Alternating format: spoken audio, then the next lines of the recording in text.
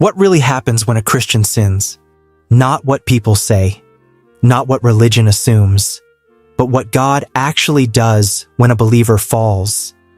Many brothers and sisters live trapped in guilt, fear, or confusion after they sin. Some believe that God immediately pulls away. Others think that nothing really changes, and many carry quiet questions they almost never have the courage to say out loud. Did I lose God's presence? Is God disappointed in me? Can He still use me after this? Now imagine this. Imagine committing a sin, knowing it was wrong, and expecting nothing but silence from heaven. And yet, instead, God acts. Not impulsively, not emotionally, but intentionally. You may be surprised to discover that throughout Scripture and throughout the history of the Church, God's response to sin has never been careless, never passive, and never disconnected from His holiness and His mercy. In this video, you're going to discover what God really does when sin enters the life of a believer. What changes spiritually, what does not change, and why many of the great men of faith did not become strong because they never sinned, but because they understood what to do after the fall. This is not a message meant to minimize sin, and it is also not a message meant to crush you with condemnation. It is a biblical, honest, and sober look at how a holy God deals with sinful people and why this truth can restore you or harden your heart. Before we move forward, I want to invite you to engage with this sincerely.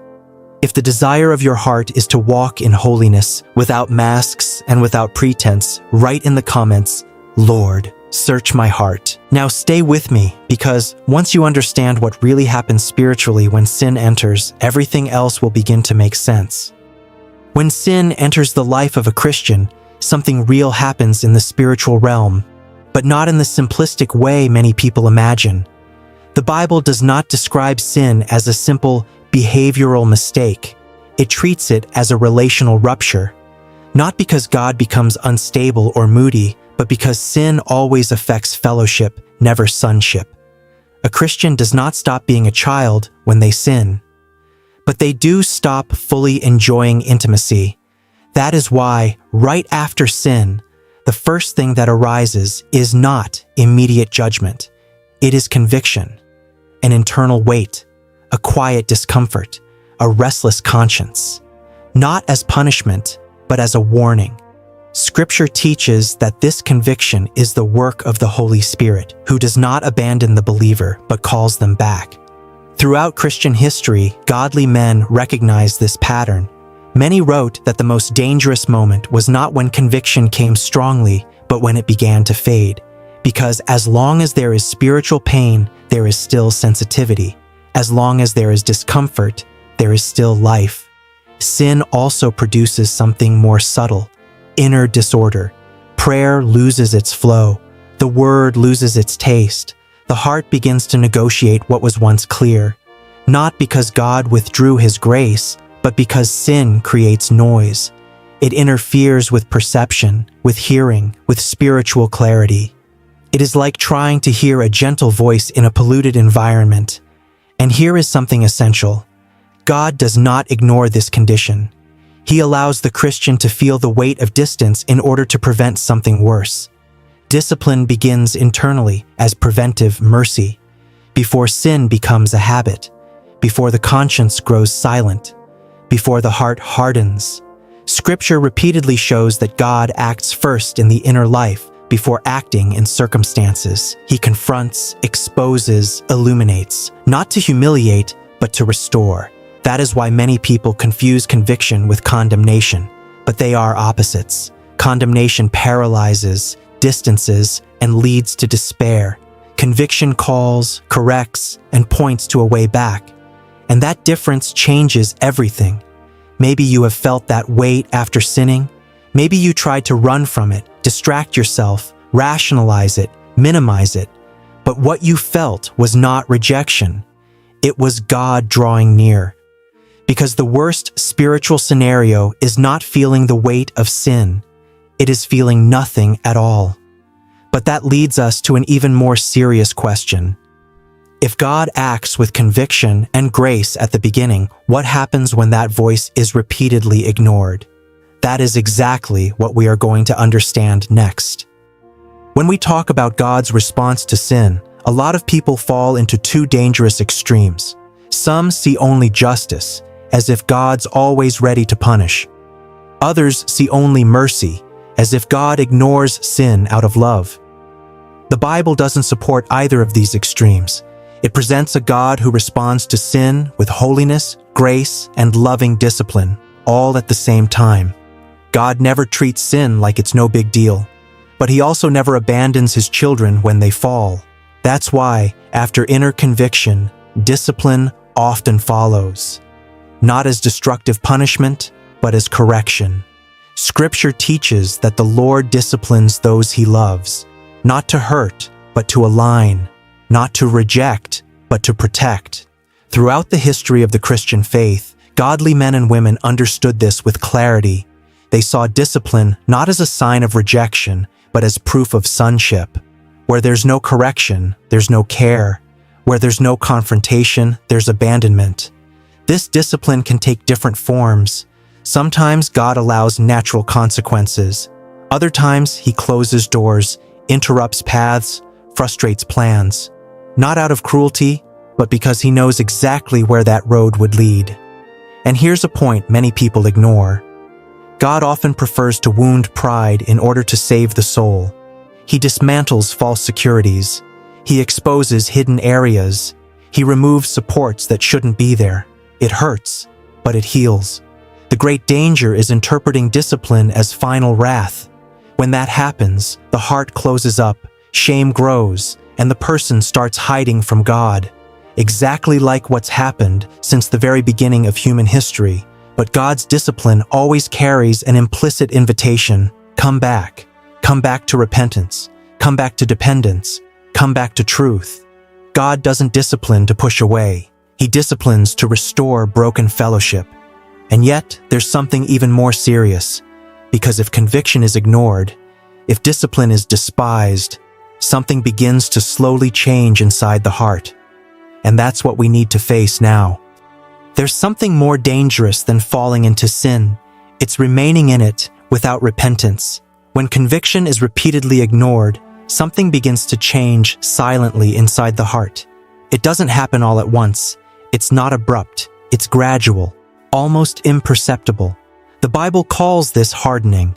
At first, the conscience still accuses. Then it accuses less. Later on, it barely speaks at all. Sin, when tolerated, doesn't just damage fellowship with God, it re-educates the heart. What once caused shame begins to be justified. What was once fought against begins to be negotiated. And what was once clearly wrong starts to seem acceptable. This is one of Scripture's most serious warnings. The human heart can become insensitive, not because God stopped speaking, but because the person stopped listening. And here's something crucial. God continues to be patient. But patience isn't approval. The Bible shows that God, out of love, allows some to experience the emptiness of their own choices, not as revenge, but as a final call, a severe warning before the heart becomes completely insensitive. Hardening doesn't happen because God withdrew first. It happens because the heart chose to protect itself from the truth. And when this occurs, sin stops being an accident and begins to become a pattern. But this still isn't the end of the story, because even when the heart begins to harden, God still offers a way, a difficult way, but a possible one, a way that doesn't ignore the severity of sin, but also doesn't deny the power of grace. The question now is there real restoration after this? And if there is, how does it actually happen? That's what we're going to understand next. When the Bible talks about restoration, it never presents it as something superficial or automatic. True restoration isn't simply feeling better after sin. It's coming back into alignment with God in truth with no shortcuts. The first step is never trying to compensate for the mistake with good works. It's never promising that it'll never happen again. It's never hiding, justifying, or minimizing. The biblical path of restoration begins with real repentance. Repentance isn't remorse. Remorse feels guilty about the consequences. repentance recognizes the severity of sin before God. Throughout Christian history, godly men understood this deeply. They knew that God doesn't look for pretty words, but a broken heart. A heart that stops negotiating with sin and goes back to calling it by its right name. Scripture shows that when there's sincere repentance, God responds with forgiveness, but not a cheap forgiveness. It's a forgiveness that cleanses the conscience, restores fellowship, and initiates a process of deep transformation. But here's something few people talk about. Restoration almost always involves time. God forgives immediately, but the rebuilding of the interior happens gradually. Spiritual sensitivity returns little by little. Clarity comes back with discipline. Trust is restored as obedience becomes consistent. And often, God uses exactly the period after the fall to form something deeper in the Christian's character. Humility, vigilance, real dependence. What used to be self-reliance becomes trust in God. True restoration also includes accountability, practical change, clear decisions, conscious distancing from whatever leads to sin. That's why many of the most mature Christians in history testified that their greatest lessons didn't come from days of victory, but from the days when they had to return broken to the feet of God. God doesn't waste a repentant heart. He restores, He teaches, He strengthens. But all of this leads us to an inevitable conclusion. After understanding what God does when sin enters, when it's ignored, and when there's repentance, there's only one final question left. What are you going to do with this truth? That's what we're going to answer now. After everything we've seen, one truth needs to be absolutely clear. God never reacts to sin with indifference, but He also never reacts without purpose. When sin enters, God acts. He confronts, He corrects, He disciplines, He calls to repentance. And here's the inevitable application for us today. Brothers and sisters, we all fail at some level. We've all stumbled. But not everyone responds the same way when they're confronted by the truth. Maybe, throughout this video, God has brought something specific to your mind. A neglected area, a silent concession, a hidden sin. This isn't condemnation, it's mercy in action. Because as long as God is speaking, there's still a way back. As long as there's conviction, there's still spiritual life. As long as there's repentance, there's still restoration. So the final question isn't about theology, it's personal. What will you do with what God has already shown you? If you've made it to the end of this video and want to respond to God with sincerity, write in the comments, "Lord, I'm coming back to you." I want to know who really made it to the end and is willing to live a faith without masks, without excuses, and without negotiations with sin. May this message not end just as a video watched, but as a decision made before God. God bless you, and see you in the next video.